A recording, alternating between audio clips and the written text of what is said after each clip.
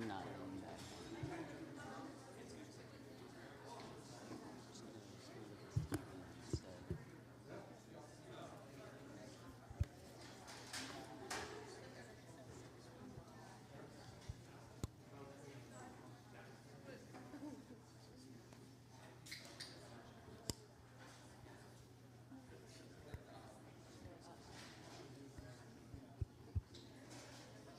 Good evening, everybody. Do we get some pizza? Are we settled? Our tummies are feeling good? Good answer. Good job. Thank you all for being here tonight, this evening, to honor Greg Crowder and to recognize the winners of the annual Greg Crowder Photojournalism Memorial Award. My name is Emmanuel Lozano. I'm a visiting professor here of visual journalism, and I will be your host. Thank you all for coming.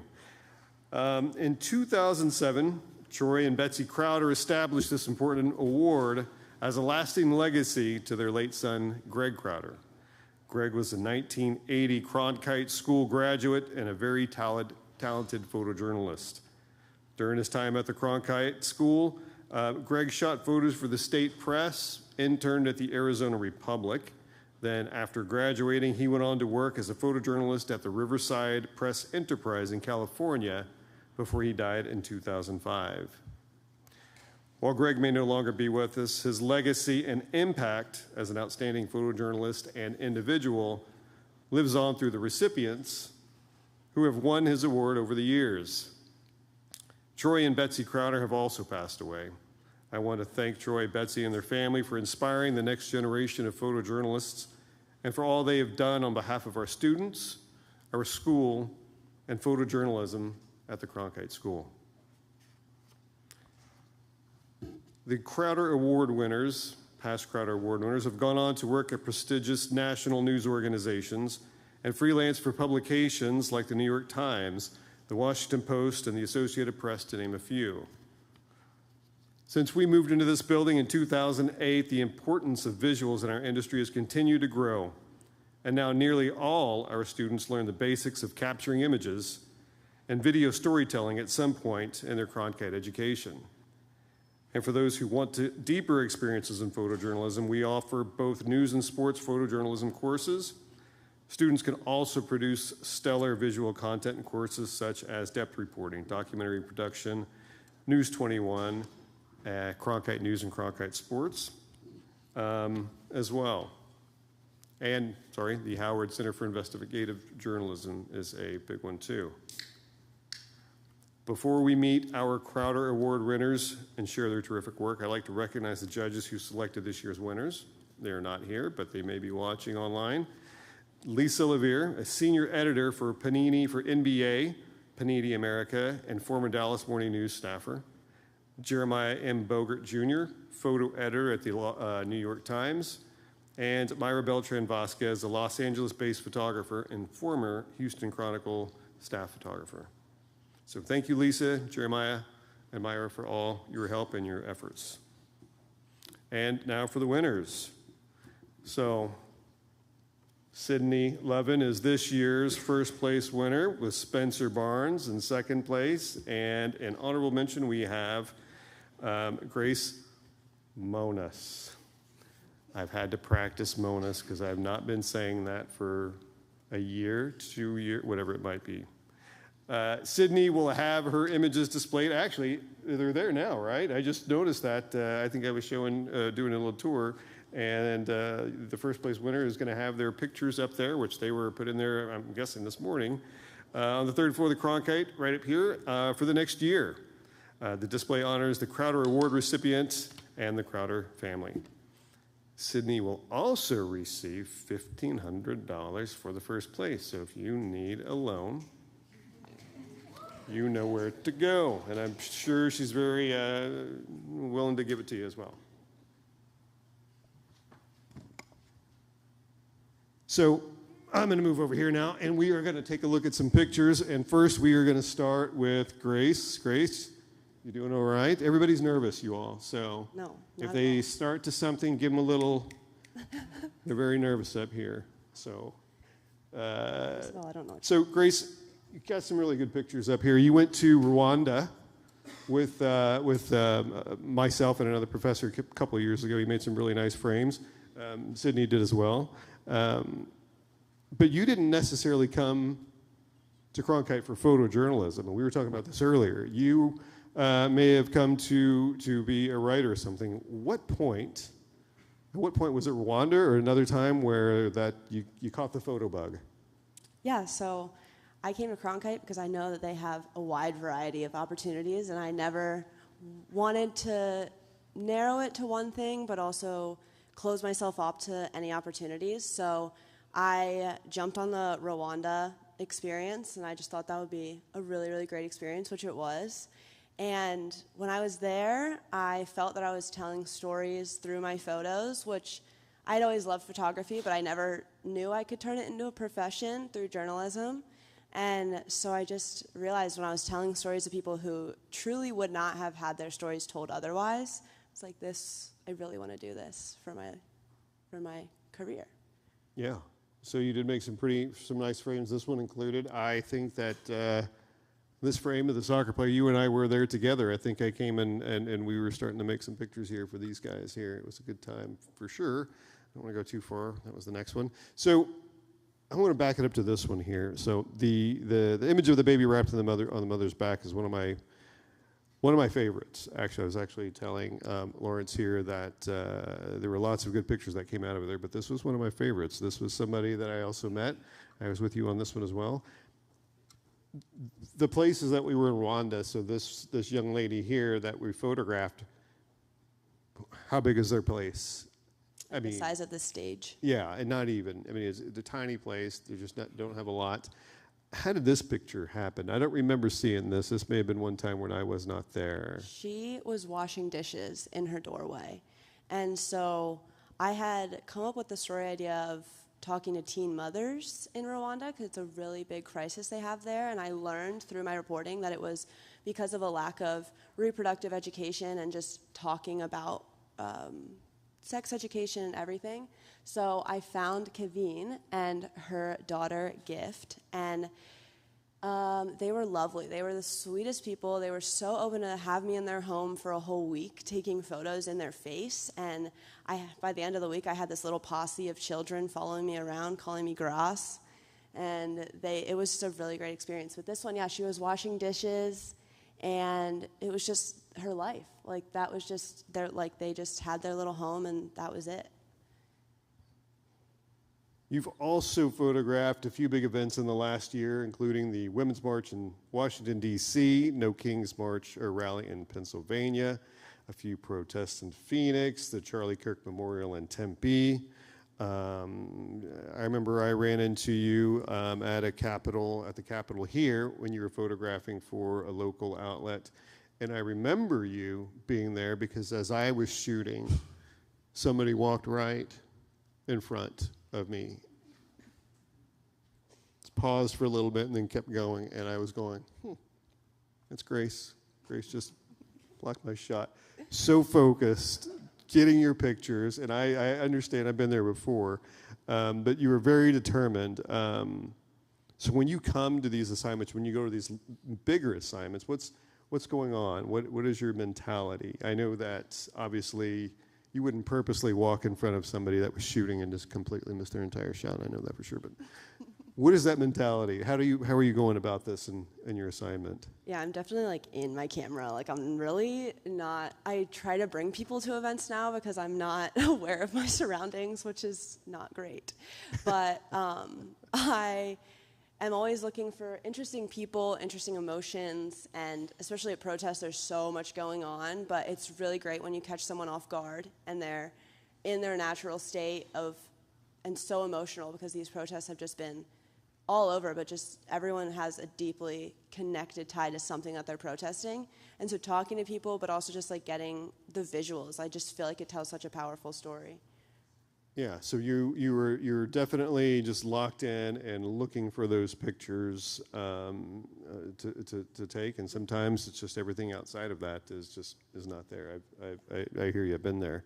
Now, sports photography, not something that you've done a lot of. You have done some. I know that you've covered a few more sports events in the last few months, and you've shot a couple of football games now.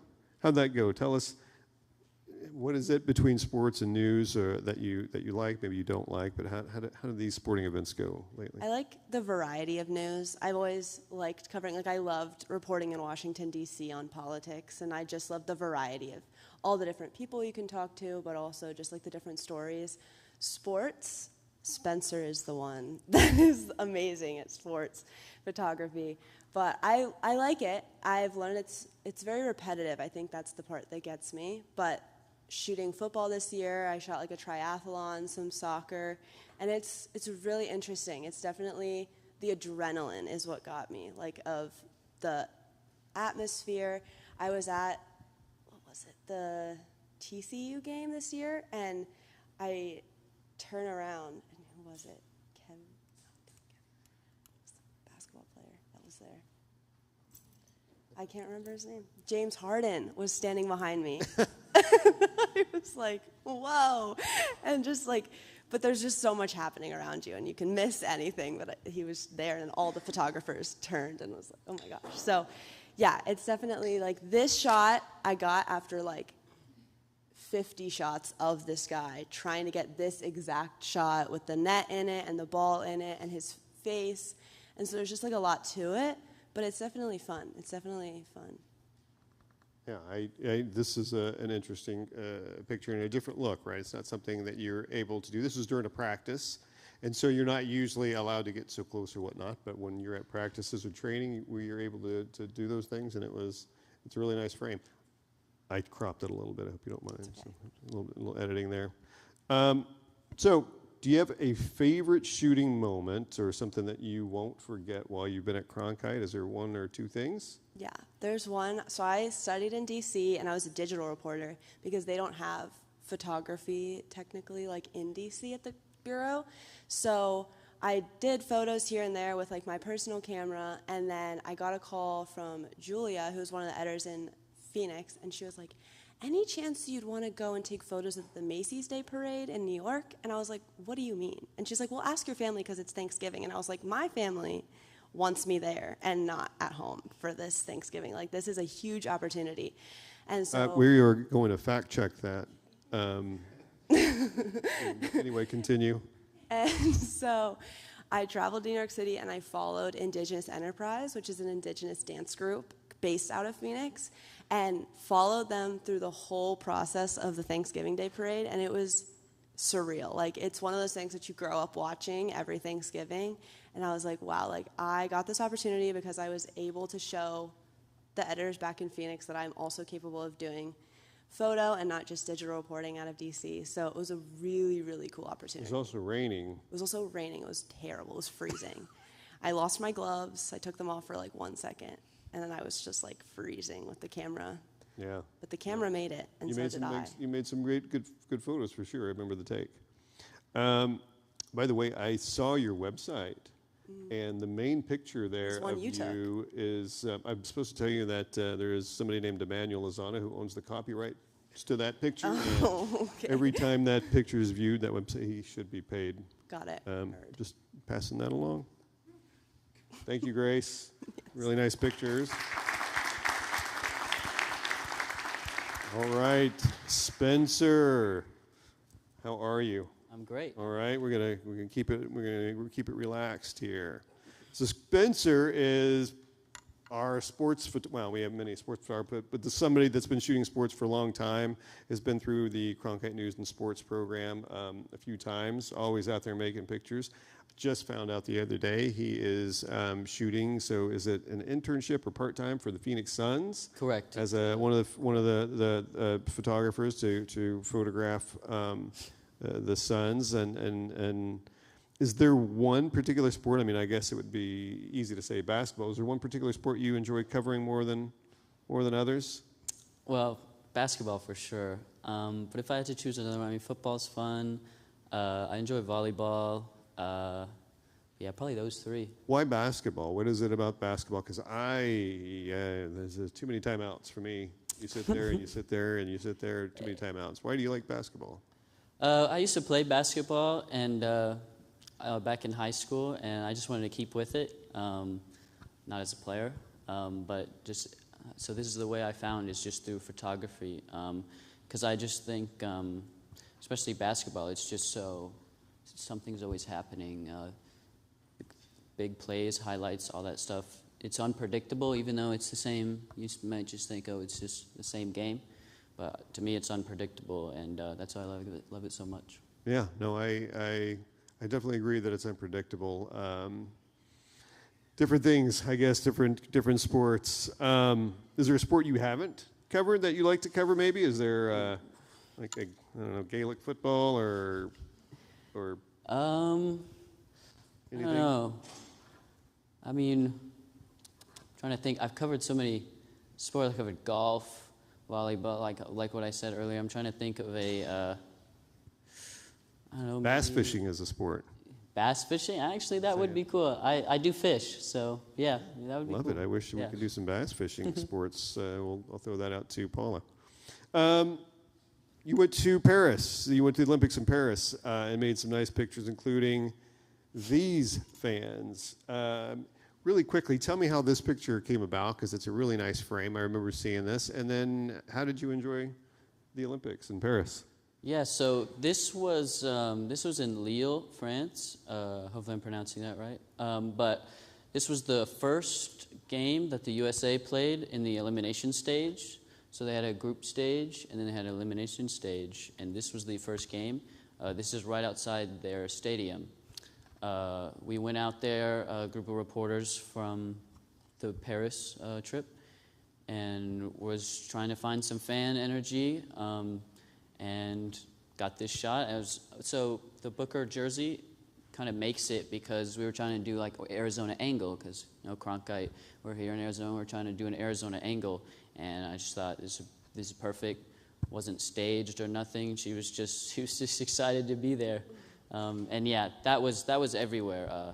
People dressed up in their USA whatever, everything, but just. The trip itself was amazing. Me and Sydney went, actually.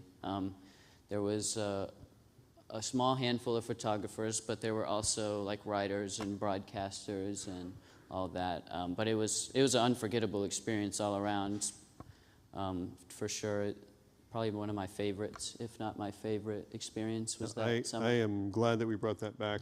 So with the Olympics, we take students, so a couple of the professors, and we'll take students to go to the Olympics and cover some of the games. So a good experience. Love doing the sports. You're with the Suns. That's wonderful. Now I asked you if there was anything you enjoyed covering more, but do you have a dream job, a scenario, like if you had a magic wish, what would that be, as far as would you be a team photographer or cover sports everywhere, or anything that you ever thought about like that? Yeah, I've put a little bit of thought into it. If I had the choice, I definitely want to be a team photographer for an NBA team someday. I think my internship with the Suns and Mercury that I've been in since March has definitely helped me in the right direction so far. Good. Well, you're almost there. I wanted to ask you about one more picture. This one right here. Yes. What's happening here? Where are you? What's going on here? This is an interesting frame. Yeah. So this was also at the Olympics in Paris. This is beach volleyball. I believe it was like men's beach volleyball, Netherlands and somewhere else. But this was actually a view from on top of the Eiffel Tower. So our group went up to the top of the Eiffel Tower as a tour, actually, and had my bag, my camera stuff, and because I knew they would be playing volleyball at the stadium that's at the base, kind of like the north or maybe south side of the Eiffel Tower, and started taking some photos. And yeah, this is one of my favorite ones. This is. I was deciding between cropping in a little more, so cropping in to just maybe closer in, but I thought the symmetry and the just full packed stadium look of the Olympics. I It was packed, sold out, clearly. I thought that was the better. I absolutely like it that way. I think cropping it would have hurt the image. Yeah. So to my students out there that are in the crowd, when I say look for different angles, that's what I mean. Climb on top of the Eiffel Tower and make your next picture. That'll be your next assignment. How about you? Do you have any favorite shooting moments or any particular time at Cronkite that you will not forget? So, real quick, Grace, you're graduating in May. You're graduating in May. Yes. And you're finishing up in May, Sydney. Okay. Any favorite moments? Well, outside of the Olympics, I'd say my favorite moment would probably be the Peach Bowl last year. So there should be one, the football one. Yeah, here we go. So the Peach Bowl last season, ASU made this run all the way to the college football playoff semifinals. And they played Texas in Atlanta at Mercedes-Benz Stadium, where the Falcons play. But just the whole experience. So the day before that, through Cronkite Sports, the sports bureau just down the hall, I was at the Fiesta Bowl the night before that. This was like New Year's Eve and day were these two games. The Fiesta Bowl here in Glendale covered that. That was Boise State, Penn State. And then I took a red-eye flight. Beats me why I did that. But like red-eye flight, that was kind of crazy. To make it to this game, so as I was taking off, it was fireworks, like it was New Year's Eve. So that was cool. That's the whole experience. Land here in Atlanta just a few hours before kickoff, and then this was just probably. And then the game itself. This game was probably the craziest football game I've ever seen. They were down. ASU was down big, and then they climbed all the way back, and then ended up losing right at the end. I remember that. But yeah, I'm the old Scatteroo here. Yeah, this was Scatteroo's crazy season, and this was just the emotion. I think this is definitely a big part of sports, and why I love shooting sports so much is just because the emotion of losing, and I mean winning too, just the thrill of victory, but then also the sadness of defeat. And these two guys were they're seniors that year. And this was their last game, and they lost in heartbreaking fashion. So it's a nice frame. Lawrence, do you remember when we were in university? Did our university ever fly us from one place to the other to cover any sports or nothing? And they shot fireworks off specifically for us. I don't remember that either. ASU is where Cronkite School is where we get that now, apparently. So. Anything else you want to add? You got some really nice frames here. It's funny that you were shooting when she is leaving, and I shot her first game out of university. I actually shot Larry Fitzgerald's last game as a college professional, and then when he was here, it seems like these athletes, they don't last very long, or I'm getting old, one or the other. So nice frames here. Lots of good stuff to come, I'm sure. So. Thank you. Yeah, one more thing. I just think all these frames just came from the opportunities that Cronkite has given me, the Sports Bureau, and Paula Boyven in the Sports Bureau. So just all these frames are just from getting access through that. So just thought that should be shouted out. You should also thank. Of course, Batinto Dean Batts right here. Yes, thank you. Who's making all that happen? All right, thank you. Thanks,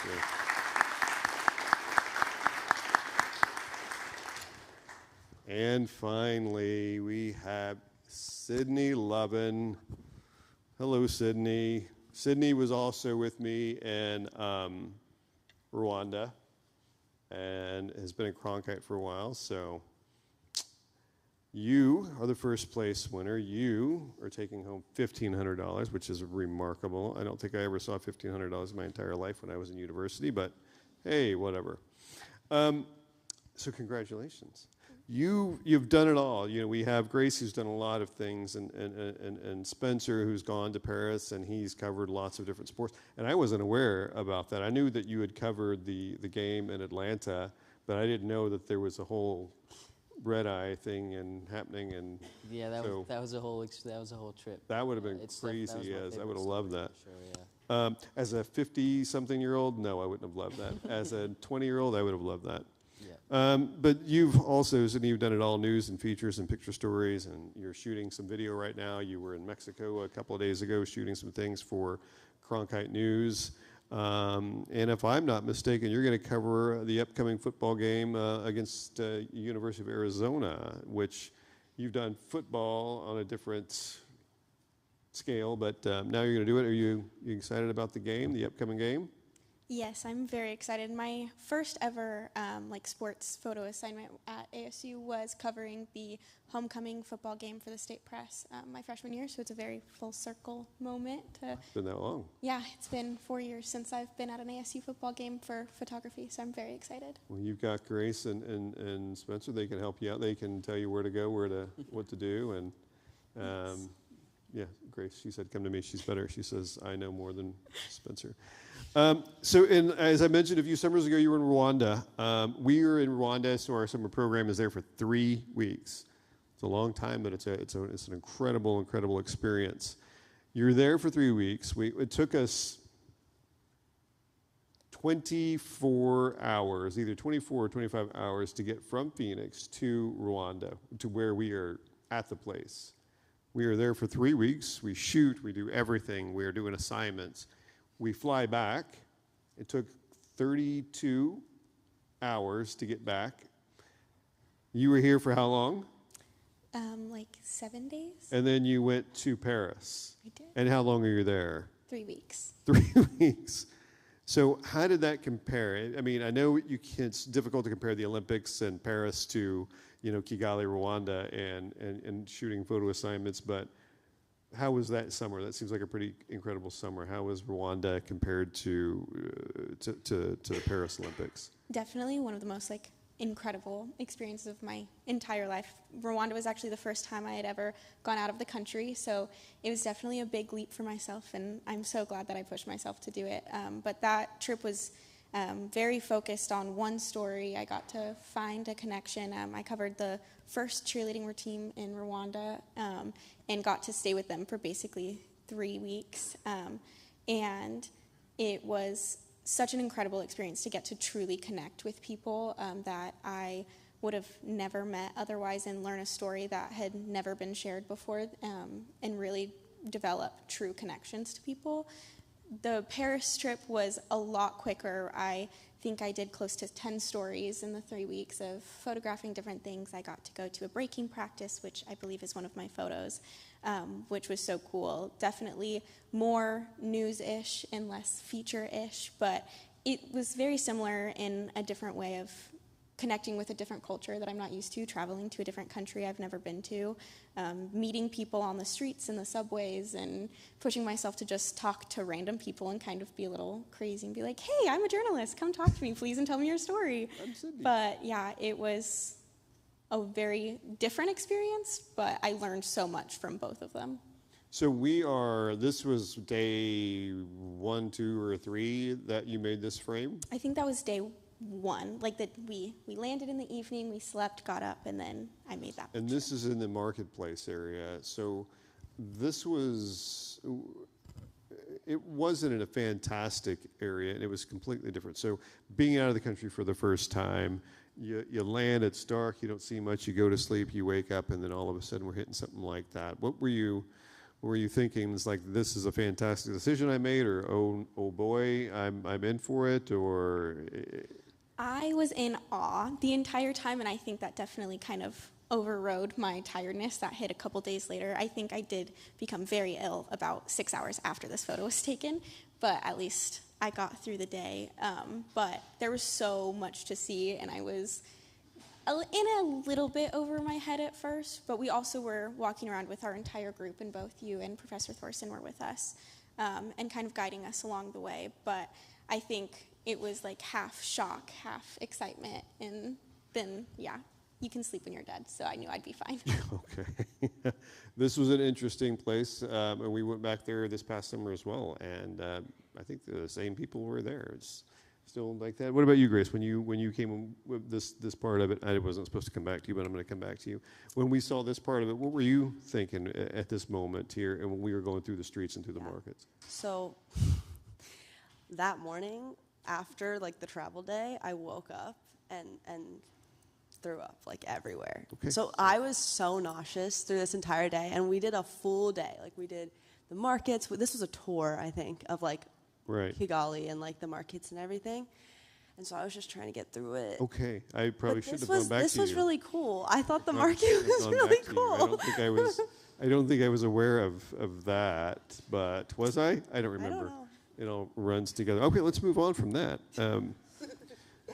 So, amongst everything else, we were talking about this earlier. You were a part of News 21 this summer. News 21 is a 10-week program here at ASU where we have students, either between 25 and 30 students that are ASU students and students that come from other universities as well, where we do one major project here, and it is coming up with the story ideas during the spring, and then during the summertime, basically sending our students out all over the country to photograph and shoot and write and record audio for these stories. And you were part of that, and you reported on immigration this year. And I know you did a couple of pretty interesting stories. You want to talk about that a little bit and your experience there at News 21? Yeah, so this summer I worked on 3 stories. One being kind of a collective story of the big No Kings protests that happened all over the country. I was able to cover the No Kings protest in Los Angeles, where I flew out that morning. I was with our director of photography, Gary Coronado, and he flew out with me, and then we, by 5 p.m., were back on a plane on our way back to Phoenix, which was, I had never flown somewhere and flown back in the same day before, so that was pretty much a whirlwind, but that was such an incredible experience. I was climbing electrical boxes and hanging off the side of, parking garages, but that was kind of one of the first assignments that I came back from and was like, I'm kind of proud of myself. Like, I really feel like I nailed that one, so that was amazing. And then I walked 40 miles across California over the course of 3 days with a different protest group that kind of was following in the footsteps of the United Farm Workers movement. That was one of the most exhausting things I've ever done. My feet hurt so bad. I was carrying all of my equipment the whole time.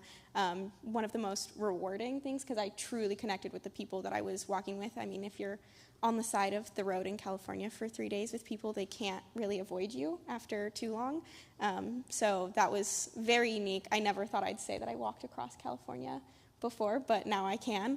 And then my third story, that was the one that took most of my time over the summer, but I got to connect with deported veterans in Ciudad Juarez, and we went to Juarez and El Paso and were there for a few days where we saw their support house, learned their stories.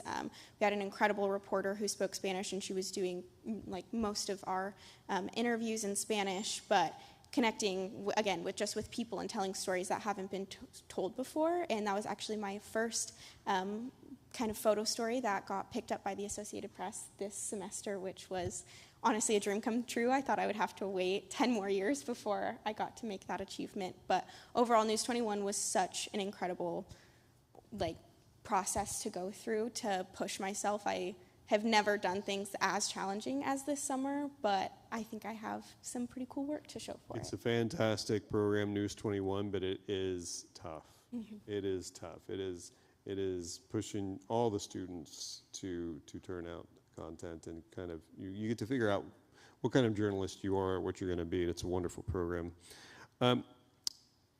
You've also covered events like the Charlie Kirk Memorial that was at State Farm Stadium as opposed to the Tempe. You went to the large one. You got to listen to this, you all. Walk us through that. What time did you all get to the stadium? So we parked in a Walmart parking lot close by at 4 a.m. And then we made our way over. We tried to drive closer to the stadium. That very quickly did not work out. And so we parked in a neighborhood and walked about a mile with our poor broadcast reporter, all of the camera equipment, all of my camera equipment, the giant lens that you kindly sent me with. And then once we got there, it took us a couple hours to even make it inside from basically like 5 a.m. on. I think it started at like 9 a.m. We were there for the long haul. I got to photograph my first president, which is, I feel like, a notch on every photojournalist's belt to get to. And I think we made it back to our car by 6 p.m. So a very long day. Very long day. So if they had to be there at 4 a.m., which meant they had to meet somewhere here and then go there to be there at 4 to get to the stadium to cover everything through all the different politicians and guest speakers and everything, and then the president speaking. But it was an experience, and you got to roam around a little bit. You made some nice frames. You're not seeing a lot of these photos, you all, because these pictures basically from the last year, and these were made afterwards. So unfortunately, you don't get to see those. But it was a long day. I remember that day, and I remember taking a look at your pictures, and you really made some nice frames there for sure. So I'm sure it was one of those things that is going to be something that was memorable. And speaking of that, do you have a favorite shooting moment or something that you will not forget during your time here at Cronkite? I feel like so many different things, and honestly, like everything I just spoke about is unforgettable. I think Rwanda was really one of those things where it cemented my idea that I already had, that I wanted to be a photojournalist. I've known I wanted to do photography forever, but it was kind of that first thing where I was like, wow, I'm actually doing it, and I do love it, and I cannot imagine ever giving this up. There was one day where you were with us. We drove, an hour and a half? More, 2 hours? Up to the school? Yes, up to I felt like school in rural. It was an eternity. Yeah. And you all were in the, well, I probably shouldn't say this in front of Dean Bass, but they were the back seat. Wasn't locked down. Wasn't bolted down, so anytime we hit a bump, the students are going, Yeah. But we made it. We weren't sure if we were going to, but we did. And I had it under control, Yeah. Dean Bass. But yeah, we got to not just be with my sources that I was currently working with, but meet a bunch of students who, lived in rural Kigali or rural Rwanda, and watch the impact that the characters I was covering had on their own community, which was really cool to see. And I don't think I've ever been that scared going to an assignment before, so that always makes it memorable. But it all worked out, and those were some of my favorite photos that I think I got on the Rwanda trip. Yeah, it was a fun trip. And, the Rwanda trip, we did it again this past summer. It took some different students. They had a good time. I know that there's a few here, including Sophie, if she's still here. I saw her earlier, who made some good friends, good connections. I think this year the trip is going to be to Ho Chi Minh City, you all, so formerly Saigon. So if you are looking to make some pictures or want to do some photography, make sure you look into that. That'll be this summer. I think in July maybe. So, and it's free. But it's a fun trip. It's a good trip. Well, thank you all. It's been great. Congratulations to you all. Are there any questions? Any questions for any of the students here? You can come up to the podium. I see Quinn's coming up to the podium to ask a question. And if it's not on, that blue thing is right here. That's okay. Hi, my name is Quinn. I'm a grad student here at Cronkite School. It's really impressive to see all your work. I have one question to you that have you, during the whole process of photographing, have you faced any ethical dilemma? And if yes, then how do you deal with them? A lot of people don't want their photo taken. Especially, even in Rwanda, which is so different than here, they would, cover their face, which is just, all you have to do is, be respectful and, not. But I feel like that's, always my biggest thing. I got caught once at a protest, taking photo of someone who was, harassing protesters. They were not thrilled with me. They were like, delete the photo. And I'm not deleting the photo, and you can't tell me to do that. So you're in a public area. So it's kind of just, staying, holding your ground and still doing. if you're in the right and abiding by the law. Yeah, during News 21 this summer with one of our deported veterans, he was in the process of getting his visas and trying to get back into the United States permanently. So he definitely was very nervous about having his identity shown. So trying to navigate that of protecting your sources in an ethical way while still getting a photo that was super impactful. And the director of photography that I mentioned earlier, Gary, he was with me while we were trying to work out how to do this portrait, and we workshopped it multiple times and were able to use like a silhouette against an American flag and, you know, still protect his identity while still sharing his story. And I'd never worked with anonymous sources before, so it was definitely a learning experience. All right. Thank you for the Thank question. you. Okay, all right. This one's going to be, The you old better guy. watch out here. This is Sydney's grandfather, you all, so let's see. Yeah, don't hold it against me. He surprised her today. We went to lunch. She was not aware he was coming. He hid and then surprised her, and it was a wonderful, wonderful moment. So thank you for being here. Yeah, thank you. And we've met before at the first graduation. We have another one coming up. This is a question for all three. What made you go into, when did you know you wanted to be a photographer, or why do you want to be a photographer? Either one. Start with, I think I actually do owe a lot of why I have become a photographer to this man right here. He made sure I had a camera in my hand from the moment I can remember, and usually it was his camera that I stole from him. And then he would get, I do still have it, I'm not giving it back. Like, I want that back. Yeah, and then he would get probably 10,000 photos of a doorway that I thought was interesting at 9 years old. But yeah, I always had a camera in my hand. I loved taking pictures, even though I didn't really know what that meant. And then I had a subscription to the kids' National Geographic magazines, and I would look at those photos and dream of making it out of my hometown in California. And I think one day I was like 13, and I kind of realized, I was like, I could do this. Like, I love looking at those photos. One day, like, other people could look at my photos. Why not? And luckily, I have an amazing family who wants me to have dreams and pushes me to achieve them, and I never looked back.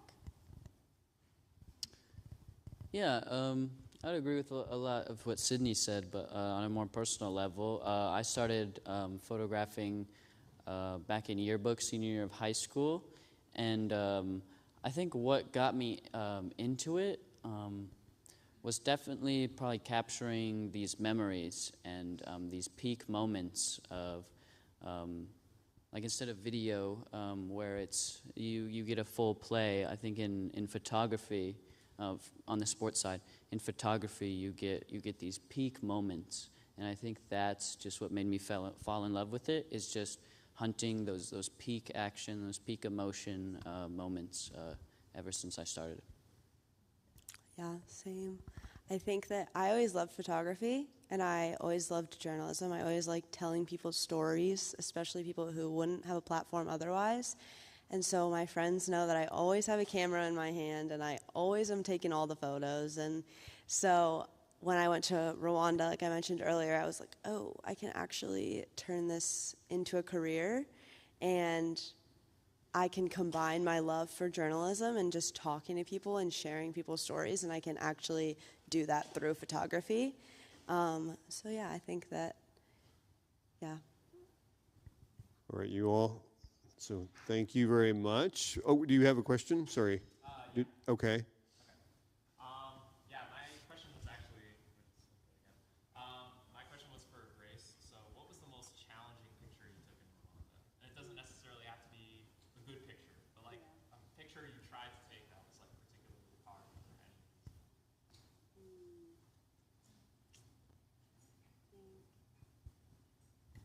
So the little posse of kids that were following me around, I guess this is kind of like the opposite of your answer, but like they really wanted me to take their photo, and they weren't my subject.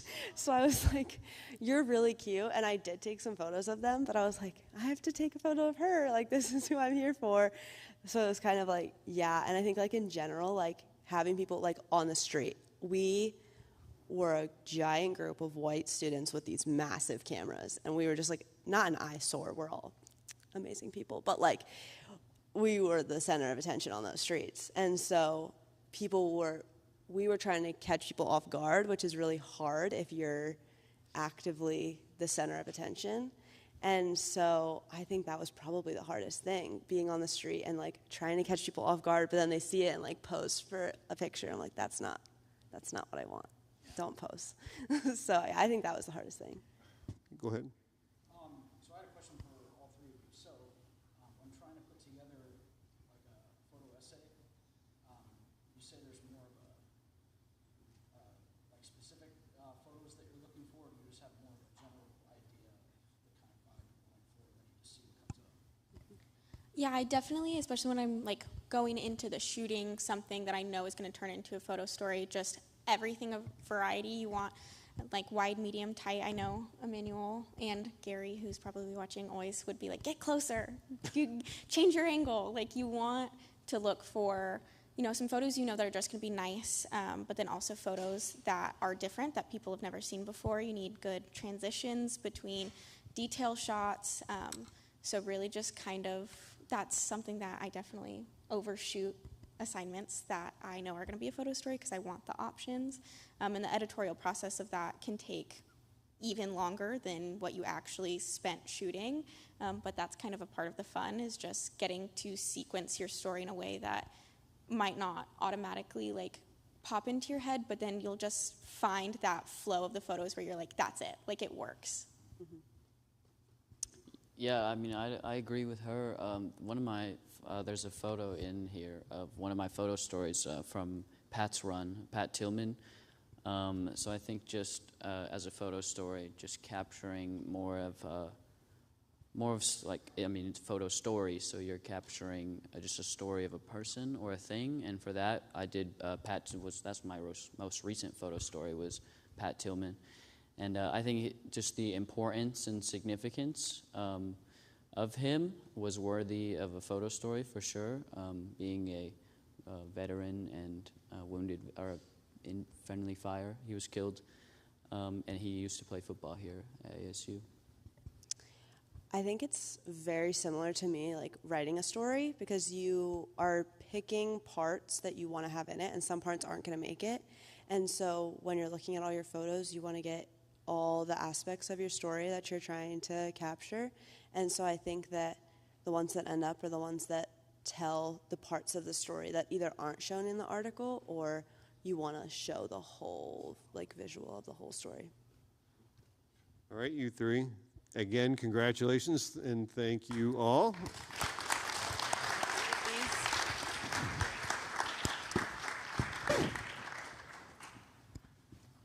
So there was a kind of a, we do these every year. This is my, I think, fourth year to host this. And usually I go and I find the guest speakers. We've had some fantastic ones in the past. And this year was a little bit strange because I was approached by Dean Batts, and he had said something, and he had said guest speaker and White House photographer and Lawrence Jackson. And I was thinking, yeah.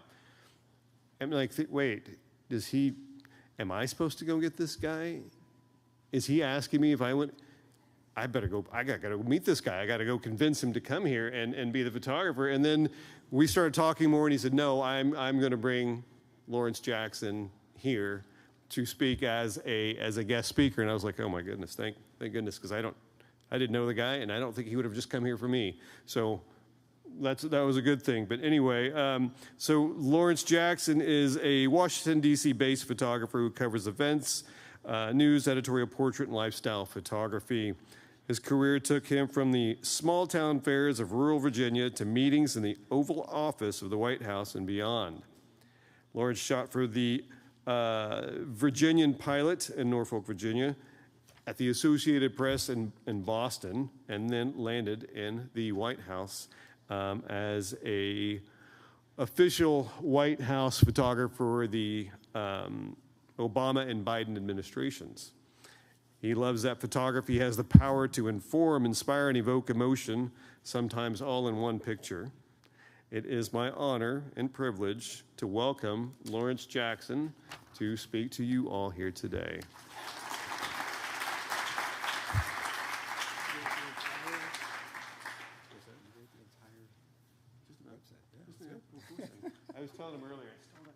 website, your intro. Yeah. He stole the entire introduction from my website. It's called copy-paste. Copy-paste. All right, let's see.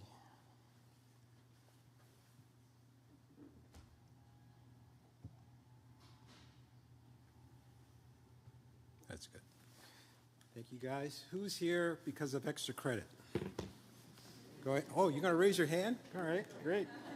Not smart. I'm not really a public speaker. As you can see, I'm a photographer, but I will do my best to get you guys through this and as quick as possible.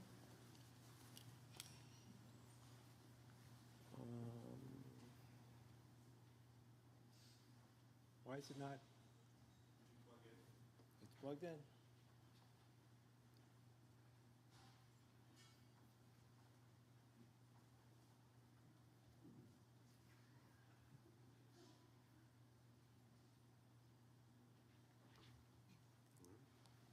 Where's the audio tech guy?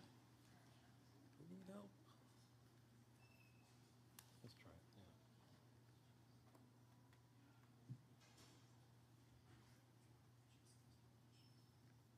Some really nice pictures, guys. I'm looking at him. He's telling the truth. Chris, there was Chris. This is off. Oh, great. Chris, you did it. Okay. Let's see. All right, we're in business.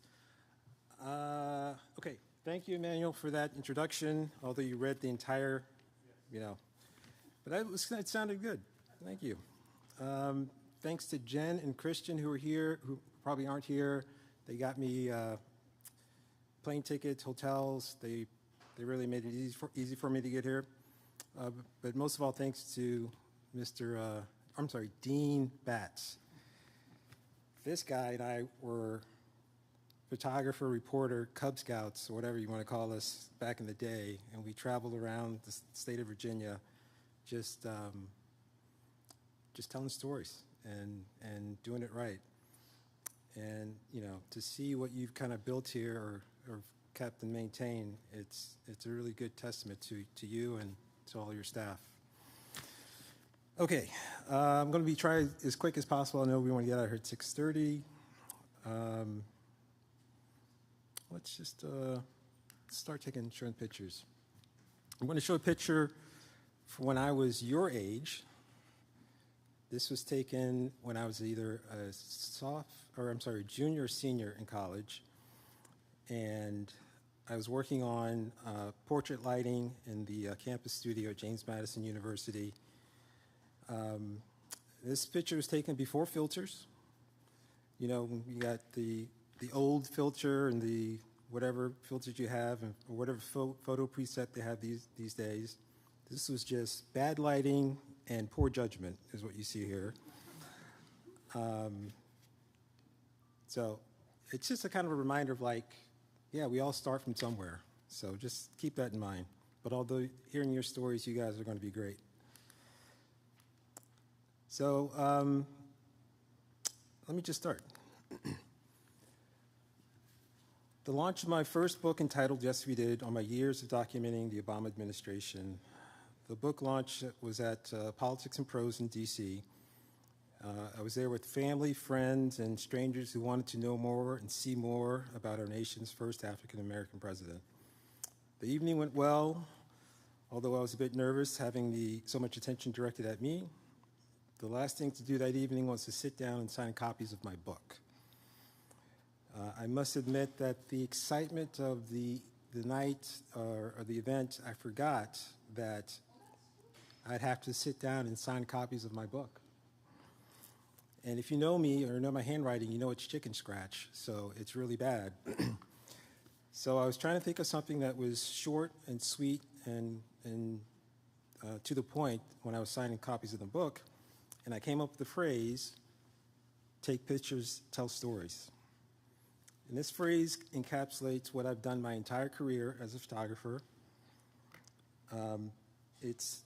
It's what I did at newspapers, my college newspaper. It's what I did at the Virginia Pilot. It's what I did at the Associated Press. And it's definitely what I did at the White House. You know, as photographers, we have to be observant. The better our observational skills, the better I think our pictures will be. As a kid growing up in Richmond, I remember sitting in my mom's station wagon as she went to the grocery store to buy our weekly groceries. I'd sit in the back seat, sometimes with my brother Lance, who's here.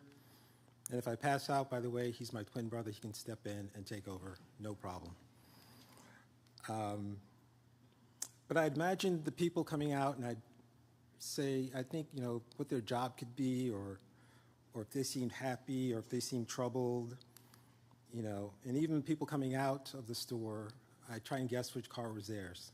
And it was a game then, but I think it's always served me well. Reading a room, reading a person, reading a situation, including my years as a White House photographer. Now, the three things that I look for in my photography, and I touched on it a little bit earlier with some of the students today, are emotion, information, good aesthetics. If I can show you the emotion of a story in a picture, you're going to look at it for a little bit longer. Longer still if there's information that helps transmit or convey that information, or transmit or conveys that emotion. And then longer still if there's beauty or symmetry or light that makes it more compelling to look at. So tonight I'd like to focus on the 4.5 years of my coverage of Vice President Kamala Harris, and show some pictures, tell some stories about the first female and woman of color Vice President of the United States. And I'll break it into three sections. The first will be the 2020 election, or 2020 Biden-Harris election, and then the first 3.5 years of the Biden-Harris administration, and then the last 6 months of the administration, which is going to include the 107-day presidential campaign from last year. All right. So with the COVID pandemic raging throughout the country and the rest of the world, the 2020 presidential campaign was like no other. We wore masks, we social distanced from each other. Everyone on our campaign staff was tested every 3 or 4 days for COVID. But through it all, the craziness, it was amazing to watch as Senator Harris get used to the role of vice presidential candidate. On her first full day with Secret Service protection, she tried opening the car door to her SUV, and it wouldn't open. And the Secret Service had to pull her aside and said, "Ma'am, we're going to open and close your car door under our protection." And you guys ever watch the president or officials get out of the car? They never open the door themselves. It's always the Secret Service. You know, we went from car park rallies to open space social distance rallies in places like here in Arizona, Nevada, Michigan, Ohio, Pennsylvania, and a couple other states, swing states. This was taken in Arizona. Professionally speaking, for photographers, the hardest part of COVID was the masks, because you can only see half a person's face. It's hard to get the emotion. Although you can tell that they're smiling in this photo, it was always tough.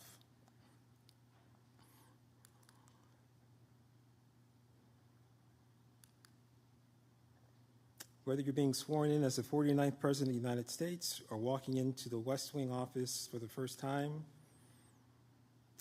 and although I wasn't there for the "we did it, Joe" moment when she found out they won the election, I was there as people gathered along the streets of downtown Wilmington, Delaware, and later that night, they gave their acceptance speeches, and they had fireworks and everything. And then my first viral photo of the VP came in a car park rally in Jacksonville, Florida. Shortly after she finished giving remarks, the skies just opened up and this, rain came down for this iconic photo. All right, let's see. All right. Here's a picture of every vice president going back 83 years. It's a stark example of how far we've come and how far we have to go. The first year of the Biden-Harris administration, everything would be a first for VP Harris. Her first Easter egg roll, state dinner, making her first tie-breaking vote in the Senate, to name a few things. Her first trip abroad was to Guatemala, then eventually to other countries like Mexico, Honduras, Japan, Vietnam, Germany, Korea, Great Britain, Singapore, Indonesia, France, Ghana, Tanzania, Malaysia, Dubai, and a few more. She represented the U.S. at international organizations like APEC, COP28, ASEAN, and the Munich Security Conference, where she first met Ukrainian President Vladimir Zelensky just 3 days before Russia invaded his country. She also met with our neighbors on the northern border and southern borders of Canada and Mexico. She gave commencement addresses to the U.S. Air Force Academy, Naval Academy, West Point, Coast Guard, Tennessee State University, just to name a few. She was a living symbol, especially to young women, or women and young girls, but to kids in general.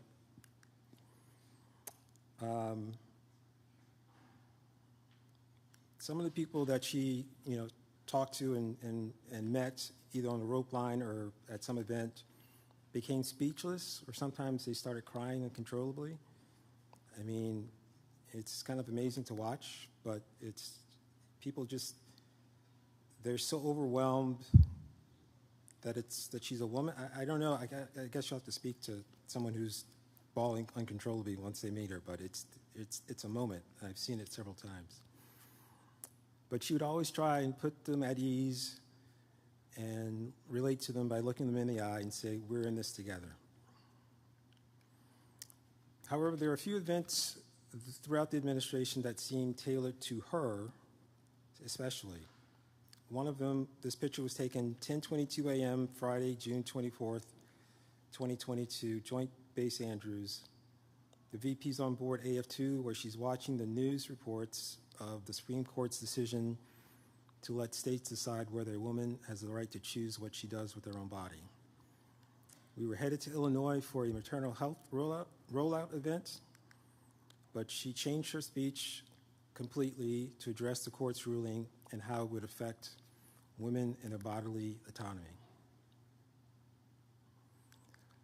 Another instance is when the three Democratic legislators in the Tennessee State House defied and disrupted the Republican-led chamber for trying to pass a gun rights protection law on the heels of a mass shooting in the state. They were known as the Tennessee Three: Justin Pearson, Gloria Johnson, and Justin Jones. On Friday, April 7th, 2023, with less than 24 hours notice, the VP decided to fly to Nashville to meet with the Tennessee Three and show her support and give remarks at her local church to fire up the base. She was trying to do things not at the speed of the internet, but trying to react quicker and make decisions to get the message out quicker. Quicker, better, I'm not sure what the right word is. So something goes viral on social media, gets 100,000 or 1 million likes in a couple days. The VP wanted her response to have the same kind of impact. Not so much about getting the clicks, but about using the same platform that, that people are getting their news and information from.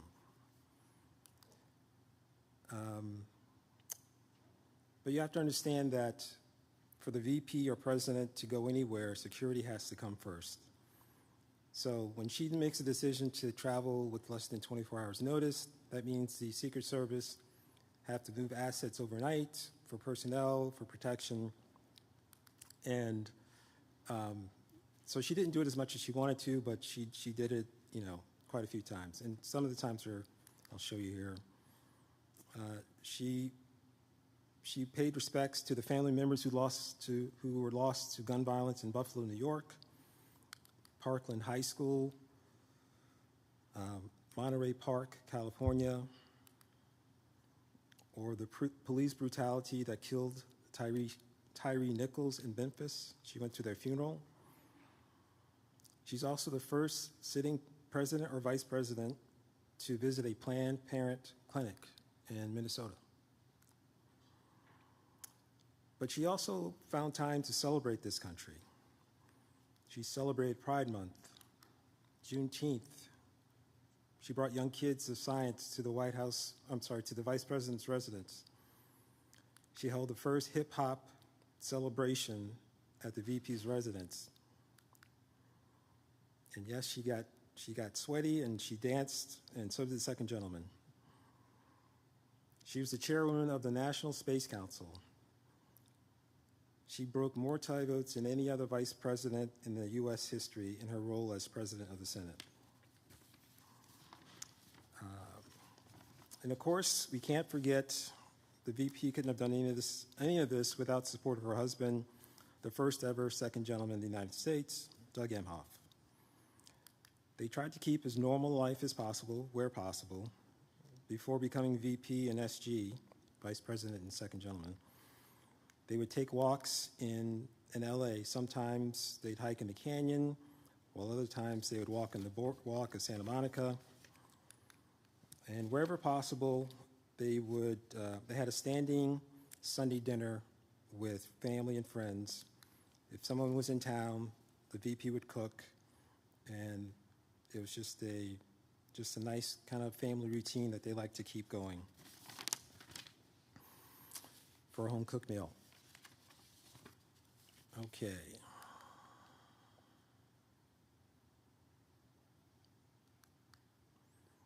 Now, with the time that I have left, I'm going to read a little bit of a story and then go into the last 6 months of the Biden-Harris administration. Okay, you'll figure this out. It's happening, Lorraine Bowles, Chief of Staff to Vice President Kamala Harris, said to me, and her voice steady yet tinged with urgency. How much time do I have? I asked, a knot forming in my stomach. I don't know, 10, 15 minutes, she replied, the weight of her words hanging in the air.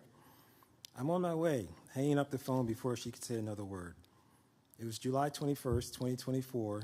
President Joe Biden was on the phone with Vice President Harris, telling her he was dropping out of the presidential race, setting the stage for her to step into the race at the top of the ticket. My wife and I had just returned from a workout and were finishing up lunch when Lorraine called. I ran upstairs, shouting to my wife, "It's happening, it's happening." She saw me scrambling to get dressed and noticed I hadn't showered and shot me a look.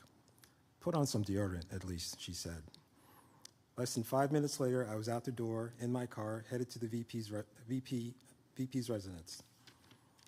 By the time I was crossing the Roosevelt Bridge into Washington, my phone was blowing up with news alerts and texts from friends.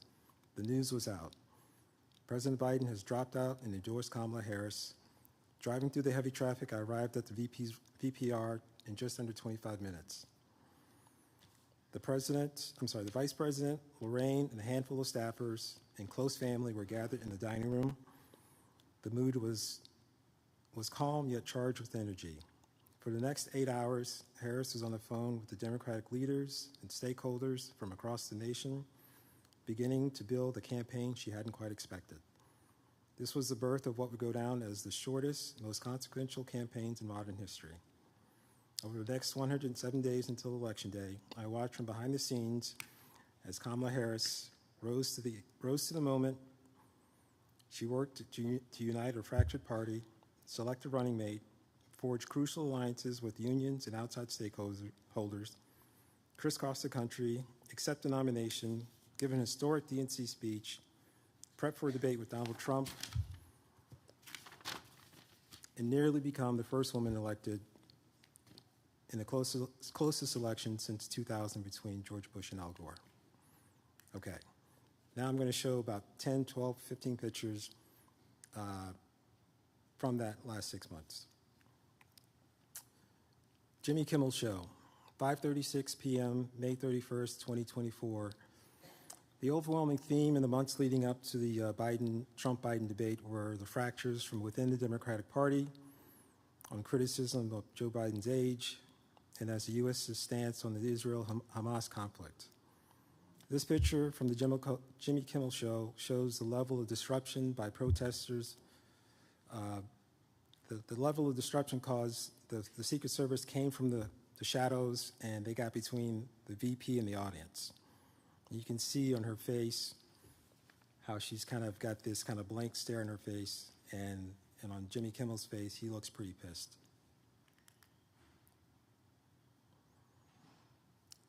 "6:07 p.m., June 27th, 2024, Fairmont Hotel, Los Angeles. The VP was watching with staff the debate between President Biden and former President Trump. She took notes, talked to staff, and later did post-interviews with some national news networks. At this point, the news is how bad President Biden performed. Not on the issues of the debate, but just how he performed during the debate. Harris summed it up best. I'm not going to spend all night with you talking about the last 90 minutes when I've been watching the last 3.5 years of performance. Her interviews landed pretty well, and there was a sizable positive shift towards her at the fundraisers in the rest of June and into July. 8:21 p.m., Sunday, July 21st. The Vice President's residence. At this point, the VP has been making phone calls for almost 8 hours. In this photo, she's talking to retired pastor from 23rd Avenue Church of God in Oakland, California, and her unofficial spiritual advisor, Reverend Amos C. Brown. At the end of their conversation, he prayed with the VP. At the end of her prayer, she grabbed a box of tissues to dry her eyes. Watching her up close, VP Harris be the first woman of color in this position gave me mad respect for her work ethic, her diligence, and love of country. When I took this picture, I felt like she had her eyes closed and she was running the entire race in her head. The highs, the lows, the known and unknown, all through her mind. Team huddle with Governor Walz and family. 4:34 p.m., Monday, August 6th, Temple University. I think who you choose as your running mate is almost as important as why you choose to run for president, because there's a partnership that's formed. President Biden, having been vice president, gave insight and perspective for VP Harris as she took on the role.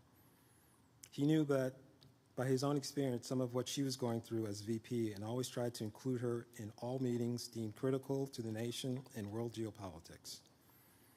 And so meeting the entire Walz family, like the Bidens eventually did with the Harris Imhoff family, was just as important to her as it was to the second gentleman. This team huddle is after the families chatted before going out and officially announced the ticket in Philadelphia.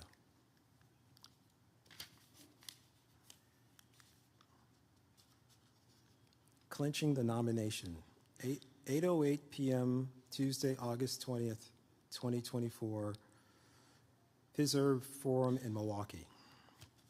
As much as it was a given that VP Harris would get the official nomination during the Democratic National Convention in Chicago, it was still an overwhelming moment when it happened. This moment was captured backstage at the rally in Wisconsin as Governor Walz and staff cheer her on. And this is one of the most genuine, heartfelt reactions of her from the campaign. Sometimes, even though you know something's going to come, it's going to happen, you're still overwashed with emotion, and you just can't believe a thing until it happens.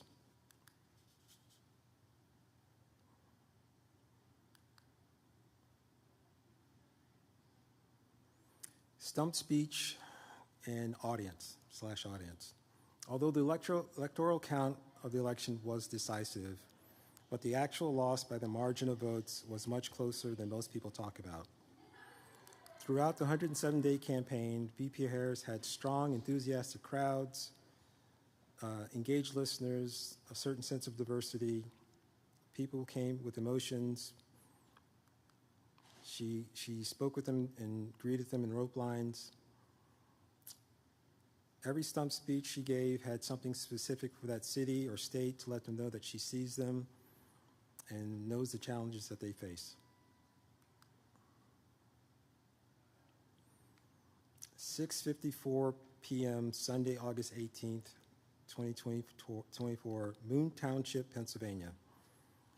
Vice President Harris has just boarded her campaign bus, finishing up one event, headed to another. And I had this photo idea or shot in mind where she's standing at the front of her campaign bus and she's waving to the people as it drives by. So I see my opportunity with this, with 25 or so people standing near where we're about to pull out. But my only concern was there was this one guy with a Trump t-shirt on. So I told the VP, I said, ma'am, I think I want to try this shot, but there's a Trump supporter in the crowd. And without a second, she stood up, went up to the front of the bus, and said, if I'm going to be president, I'm going to be president to all Americans. So she got up to the front of the bus, and she waved. I'm not sure if you can see the guy, oops, but he's off to the right wearing a red t-shirt. And he's not waving all of his fingers. He's waving just one finger.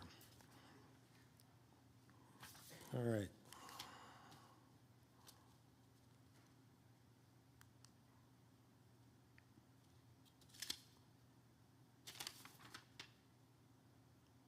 I lost the line. There we go. All right. Saturday Night Live, 11:36 p.m., Saturday, November 2nd, 2024. I chose this image because this well-kept secret of her appearance on Saturday Night Live was the crest of a wave in which the campaign was finishing strong. The energy and exuberance generated by her performance was just incredible. But even as we boarded AF2, headed for Detroit in the early hours of Sunday morning, the move was back to the swing states, Michigan and Pennsylvania, for the last 2 days of the campaign. There's a saying that I heard the VP say during the 2020 election: there are only two ways to run a campaign, unopposed or scared shitless. It was her way of saying that take nothing for granted, and I can say that she didn't take anything for granted. Harris always asked of herself and her staff, is there more that we can do?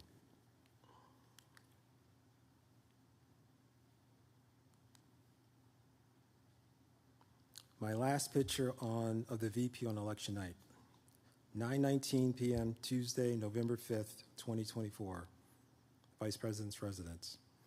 This is the last time I saw her on election night. She and the second gentleman had a conversation before she went upstairs. At this point, it wasn't looking good, and all the work that had been done had seemed to be coming up short. I include this moment because it's almost a full circle moment. 107 days ago, she started the race at the Vice President's residence at the Naval Observatory, and here's where she'll be when she gets the news on the election night results. I cannot say enough of how much the VP and SG have been supporting each other throughout this campaign, the 4 years of the administration, and their 11 years of marriage and beyond.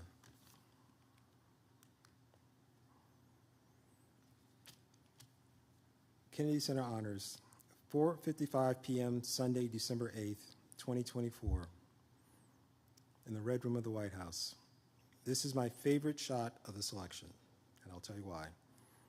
It's the VP and SG had just arrived to the White House. They were holding in the Red Room before they were going to greet the Kennedy Center honorees with the President and First Lady, Dr. Jill Biden. This was their first public appearance with a forward-facing public. So this is where people can come up to them and say anything they want since the election. So when I look at this photo, I see how they're like, she's kind of emotionally drained, but she's kind of summing up the energy to be present at this event. You know, because I imagine people come up to them saying, oh, I wish you'd won, or, you know, what are we going to do now? And, you know, that's a lot for them. So when I look at this photo, I just see them being engaged, showing resilience, and and just kind of get through it. Inauguration Day, January 20th, 2024, 10:24 a.m. Blue Room of the White House. Harris's last hour and a half as vice president. I picked this image because it represents a dialogue between two people who led their party in the 2024 presidential election. I don't know what they said to each other, but knowing the VP, my guess is she was probably talking or advocating for a program or issue that is near and dear to her heart. The only way forward is to have open and honest conversations about the tough decisions ahead. I know it's hard to say with so many groups opposed to each other at their core these days, but the level of rhetoric and violence is akin to the 1960s. But in this photo, I saw a conversation, no yelling, no name calling. So, what are my observations of covering the first female vice president of the United States? She's a committed public servant who approaches every problem with the mindset of a lawyer. What are the issues at stake? Who are the people being most affected? What can be done to resolve the issue? And why hasn't it been done already? At heart, she's a policy wonk. She really gets into numbers, and she's in the best practice around a desired outcome. I'm not going to pretend that I know what was going on in the vice president's head after the election. I can only go by what I observed and documented with my camera. After the election, she carried herself with dignity and grace and composure and compassion. After running an inclusive campaign with just 107 days, although she came up short, she has nothing to be ashamed of. She called President Biden to congratulate him and offer her help in transition. As vice president, she participated in the peaceful transfer of power by certifying the election results and swearing in the new incoming senators. In the 75 days between the election and inauguration, she had to process, come to terms with what it all meant and give herself the space and time to adjust. But she also had to say goodbye in a way to what could have been. Goodbye to staffers, both on the campaign and at the White House. Goodbye to people who gave their all to the effort. Goodbye to supporters who donated their time and money because they were ready for a woman of color to be vice president or to be president. And people have asked me, what do I think she's going to do next? And I have no idea. But I think, whether she runs for president in 2028 or becomes a private citizen from, she's going to fight from a different vantage point if she becomes a private citizen. And I think I have two more pictures. This was taken at the book tour stop in DC back in October. And then we did a selfie with the staff. And all those people in the background are some of the people I worked with the VP for 4 years. Thank you very much.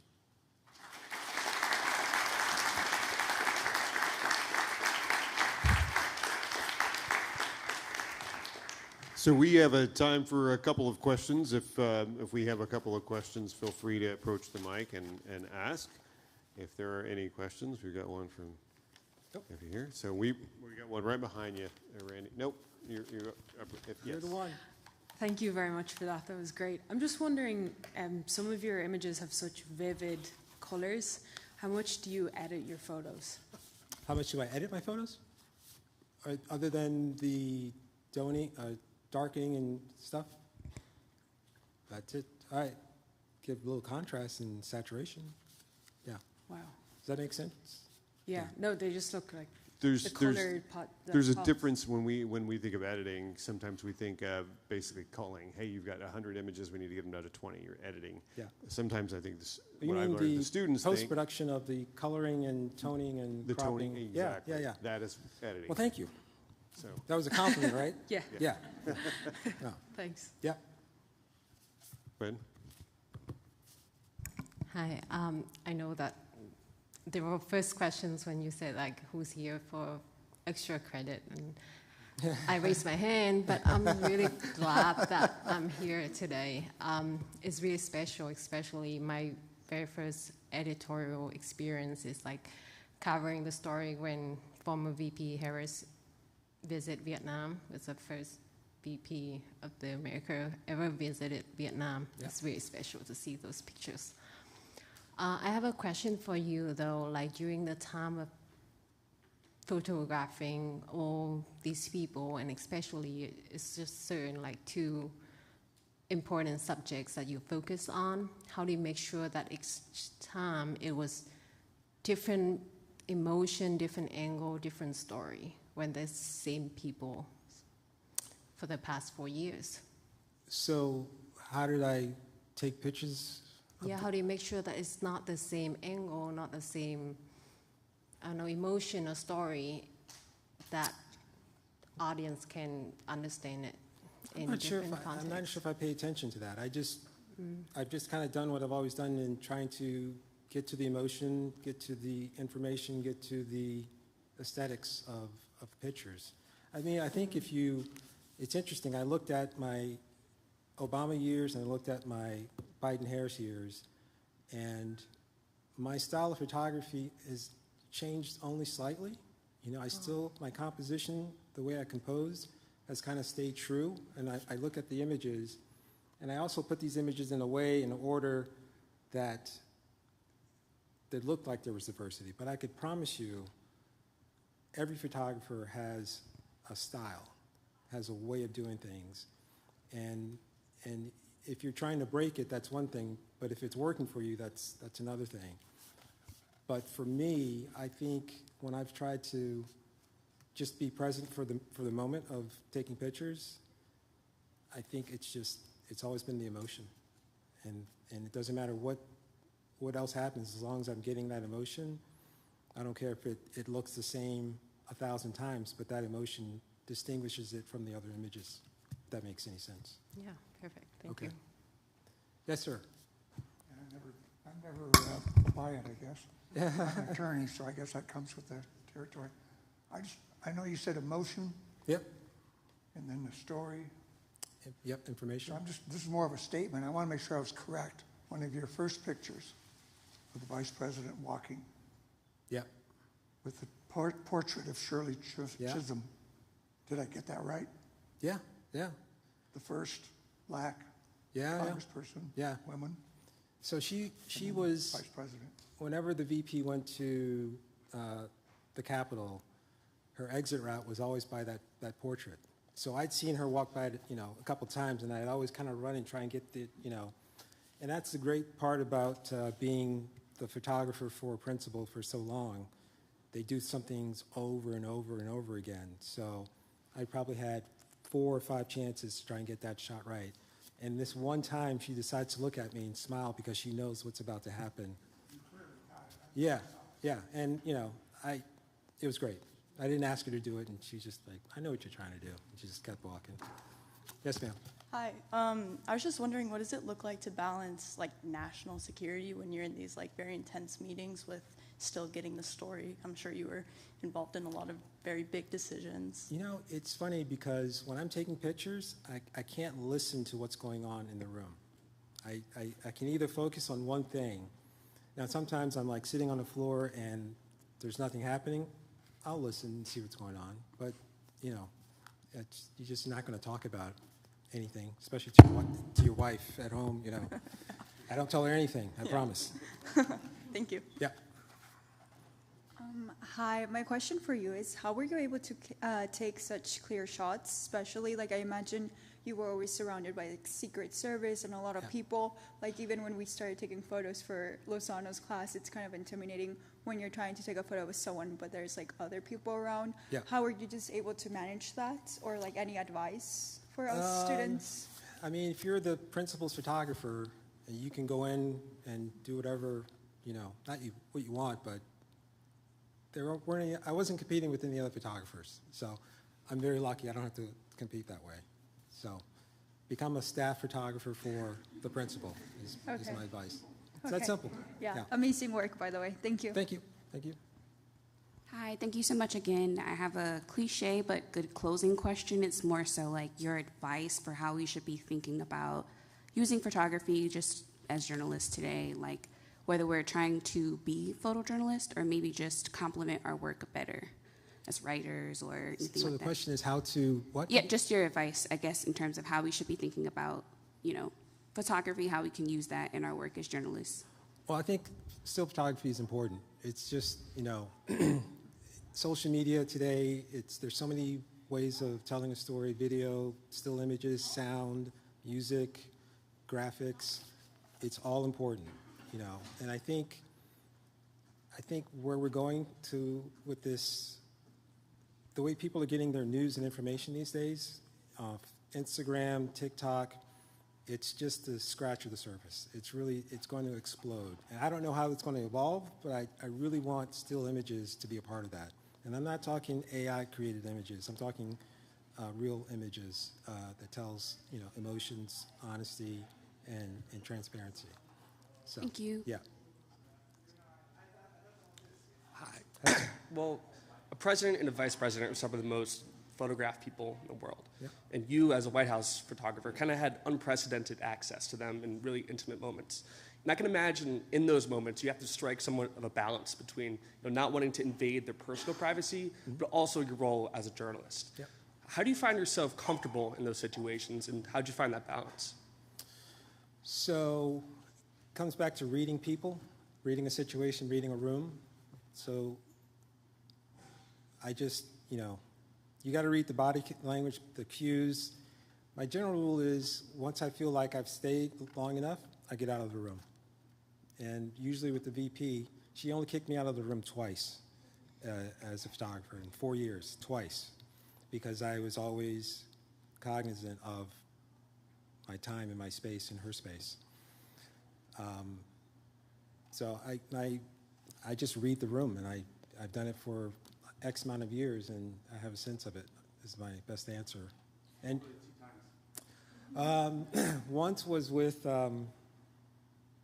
Senator Warnock in her office on the Capitol Hill, and so I try to cover the first 5 minutes of every meeting or greet that she has, and it was like 45 seconds, and she's like, he was very uncomfortable. He wanted to talk to her about something, and she read his body language, and she said, okay, thank you guys, get out of the room, to all the staffers that were there. So that was one time. And the other time, we were on Air Force 2, and she was in a conference call, and she was listening to the meeting with the president, and I'm taking my pictures, and I'm really not getting anything, so I'm staying a little bit longer than I typically stay, but I hadn't gotten anything. And then she looked at me, he's like, okay, it's time for you to go. I was like, okay. And it wasn't that important. It wasn't that important. Thank you. Yes, ma'am. Hi. So a lot of the photos you took had really raw emotion, especially the ones in her home. And Yeah. I was just wondering, how do you get those candid off-guard photos when she can see you right there? Do you have to build a rapport? So in this, we call people a natural. I think if you are having a camera in front of your face, after a while you get used to it, and you truly forget that they're there. I remember President Obama didn't like the clicks of a shutter camera, and about halfway through his first term, Canon developed a silent shutter, which it wasn't silent, it was much more quiet, and he was so happy not to hear the clicks. He really was, and so that meant that you could stay a little bit longer if you weren't clicking. And now that we have mirrorless cameras and there's no shutter, I'm in there for, and really people do forget you're there, I'm in there for 15, 20, 30 minutes and no one pays any attention to me. And I do crawl around a lot. I stay low. I just try and make myself as small as possible. Thank you. You're welcome. Thanks.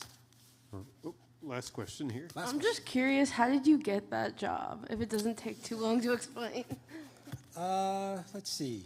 So when I was at the AP, I was based in Washington, and President Obama was president-elect, and I applied to be the chief photographer for his White House, and I did not get it. Some guy named Pete Souza, which I'm sure half of you guys are probably following on Instagram, he got the job, and someone gave Pete my portfolio and resume, and he offered me the job to be a staff photographer during the Obama-Biden administration. I went home, I was telling these guys earlier, I went home to my wife saying, hey, look, I got offered this job, but I don't think I'm going to take it because it was like a 20% pay cut for money. And my wife was a stay-at-home mom at the time. So I said that to her, and she looked at me like I was crazy.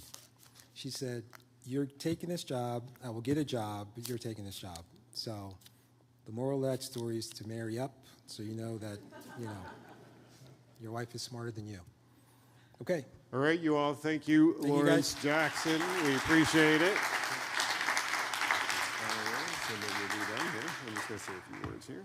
Say what? I'm just going to say a few words. We'll be done here. So as we wind down the event, I'd like to thank, again, the Crowder family and their continued support of the Cronkite School of Journalism and Mass Communication. This year's award winners, Sydney, Spencer, and Grace. And, of course, our guest speaker, Lawrence Jackson. And finally, on behalf of ASU and the Cronkite School, I want to thank you all for joining us tonight. To recognize the talented photographers and for your continued support. Have a fantastic evening and safe travels. Thank you all.